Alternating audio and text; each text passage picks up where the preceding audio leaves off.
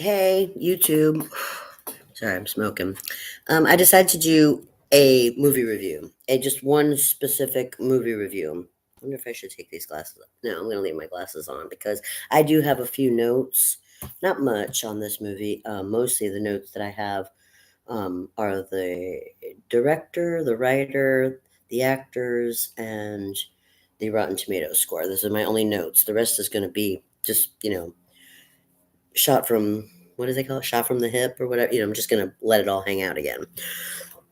All right, so the movie I want to review is called The Player, and it's directed by Robert Altman. The story was written by Michael Tolkien, and it came out in 1992. Now, before I get into it, I want to say the reason why I want to review this movie is because I agree with the Rotten Tomatoes score of 97%. I am in agreement with them. I think it's a great movie too. And I want to bring this movie up because The Player is relevant. It's a relevant film for what we're all going through. What we're going through as citizens, what we're going through as just human beings trying to figure out what's happening to our civilization, what we're going through as artists or critiquers or just aficionados of entertainment. Yeah, the player is relevant. And so I'm going to talk about this because I believe that it is relevant even though it came out in 1992, which is over 30 years ago.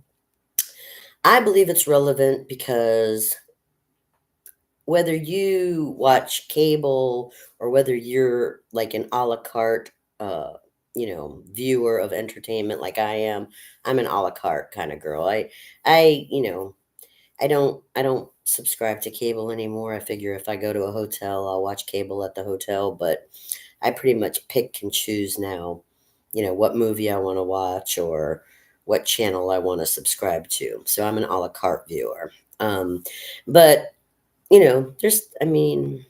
there's still a lot of stuff, and the landscape, not the real Earth landscape, but the landscape of entertainment viewing has been really making severe and significant changes the past 5 and 10 years.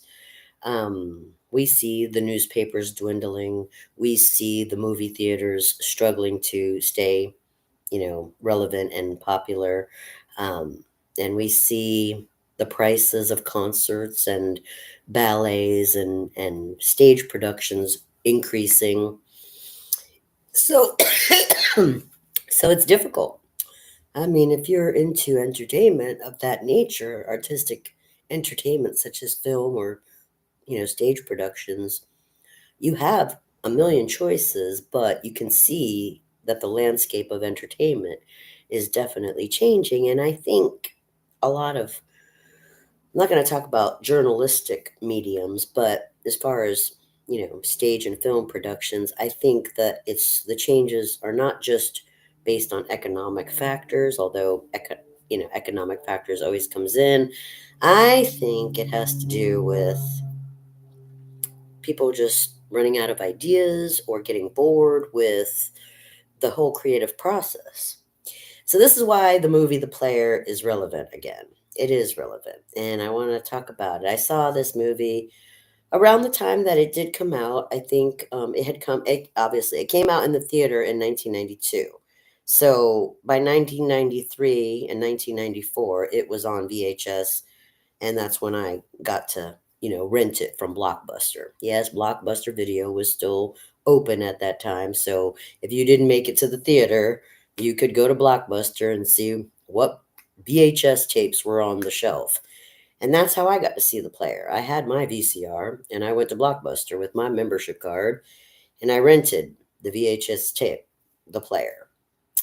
Yeah, and I was stunned. I was amazed. It's a great film. I mean, I think I rented it the only reason I rented it was because Tim Robbins, it said starring Tim Robbins. So I think I only rented it because his name was on it. And then I watched the movie and I was like, wow, I didn't know whether to say, I didn't know whether I didn't know which one was better, Shawshank Redemption or The Player. That's how good The Player is. I mean, if you like Shawshank Redemption, if you like Tim Robbins in Shawshank Redemption, this is a totally different character. This is not Andy Dufresne. Okay, this is not Andy Dufresne at all. Not at all. But um, his character is named Griffin Mill. Griffin Mill. And he's a Hollywood executive. Basically, Griffin's job, is to listen to the pitches of writers as they give the producers ideas for movies. So that's what Griffin does. And his girlfriend at the beginning of the movie is played by Cynthia Stevenson. Her name's Bonnie. His girlfriend's name is Bonnie, and she's also one of these Hollywood executives who helps decide, and is in with the people who help decide. Just kind of like a publishing company. Name a publishing company like you know what is it, Random House or something like that. There's a board of people that work for the publishing company that decide, when they get all these manuscripts, which book is going to get published. Well, that's what these people did. Griffin and Bonnie were basically like, on the board of deciders who get to see which writers' stories are going to get made into a movie. So you see them, you see these execs listening to all these pitches from all these writers. Well, uh, now that's not really the plot of the movie. The plot of the movie is that um, there was some kind of murder that happened in wherever they live, in some. Let's say they live in Hollywood. I don't know where they actually, where it's taking place. It's something like around the Hollywood type of area, and there's some kind of murder, and there's a bunch of detectives. The two of the detectives are played. One's Whoopi Goldberg and one's Lyle Lovett. I think Fred Ward is also a detective. I don't know. I think Fred Ward is also a detective. Anyway, there's the detectives are trying to figure out this murder mystery. And how does that tie into these Hollywood executives? Well, what happens is Griffin gets this weird like postcard in the mail, and it's like a threat, like you know, it's like he's being threatened. And at first, he just thinks, okay, whatever. It's probably some writer that he rejected, and he's just gonna blow it off, and somebody's just trying to freak him out or piss him off or whatever, and he's not going to even he doesn't even want to acknowledge it, and he just like tries to ignore it. But then the mystery starts to thicken because um he something about the detectives like are asking questions, and they're getting they're starting to get closer to these Hollywood executives to see if there's any kind of attachment, because I guess I don't know if it was a writer who got killed, or I'm not really I don't remember who it was that actually got killed. But anyway, okay, I'm trying to explain the whole plot. And basically, yeah, it was a writer. Yeah, it was a writer who got killed, and the writer that got killed had a girlfriend, and her name was June, or her name's June, the girlfriend of the writer that got killed. Well, when Griffin starts trying to also figure out the mystery of who got killed, because he got more threats. So he's also like doing his own detective work. So you got you got the three detectives looking into it, and then you got Griffin doing his own detective work, trying to figure out who the murderer is, because he's getting threatened. And at first he thought it was just some, ruffled writer, but now he's like feeling like it's bigger and more serious than that. So he wants to find out what's going on too. So he's doing his own detective work, and in that whole interim, he meets June, the girlfriend of the writer that got murdered. And see, that kind of confuses things for a while because then this romance sort of starts happening between Griffin and June. And Griffin was already had a girlfriend, Bonnie, and so um, Griffin starts figuring everything out way before all the other detectives, and he kind of comes up with this master plan where he's going to outsmart the detectives, outsmart the threatening writer, whoever's sending the postcards, outsmart, which could be the murderer. He's going to outsmart everybody, and that's the only thing it has in common with his character of Andy Dufresne, because he kind of like outsmarts everybody. And basically, he gets away with it, but he does see he wasn't even trying to do any kind of murder. But when he confronts who he thinks is the murderer, um, it gets all like really hairy and crazy and fubaro, and I think at that point, yeah, I think he kills this other writer. So that means that two writers died or something like that. Or I don't know. I think I got the plot. It's been a long time since I've seen the movie. I'm probably not getting the plot all right. But he does. I think he kills a writer by accident. So not really it's sort of like by accident, but he covers it all up. And and and then has got this romance going with this June chick, but his girlfriend Bonnie figures out like she's about to get dumped, and the business aspects are changing things. And so, you know, Bonnie's like upset because he's like gonna dump her and go off with the June girl, but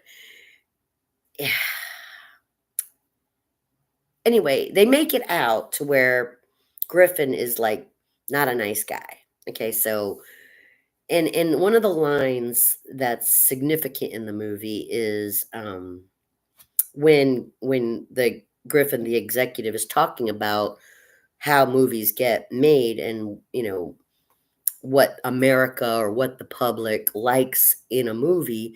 They always talk about the happy ending. I mean, for whatever you think about Disney movies, right? We talk about Disney movies all the time. Yeah, most of the time, a movie won't get made if it doesn't have a happy ending. And people don't like the ending not to be happy.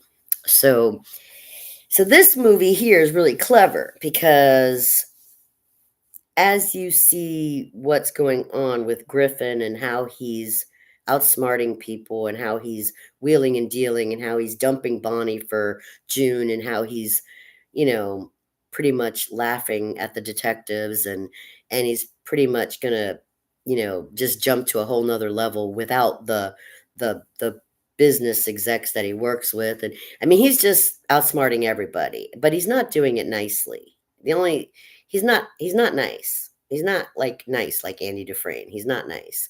He's pretty cutthroat. And I mean, in one sense, you're like, dang, he's smart. But in another sense, you're like, he's kind of a bad guy. He's not a nice guy. And and that's the irony.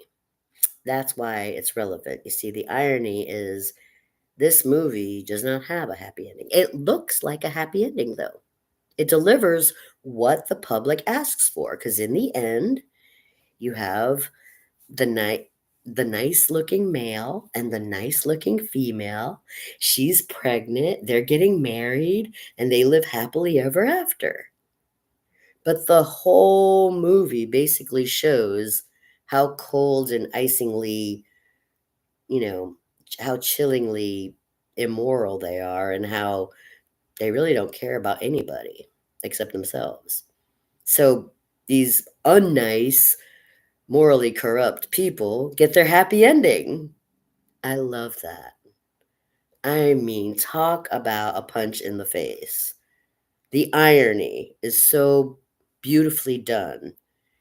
I mean, if that if that isn't a middle finger to not to writers, the writers don't care. I mean, Michael Tolkien is a genius in my opinion for being so brazen and writing such a smart and just sarcastic, you know? It's like a because how many writers probably submitted manuscripts to publishers or to movie execs and got rejected? I have no idea, but I bet it's a very high number. I'm a writer and I know what rejection is.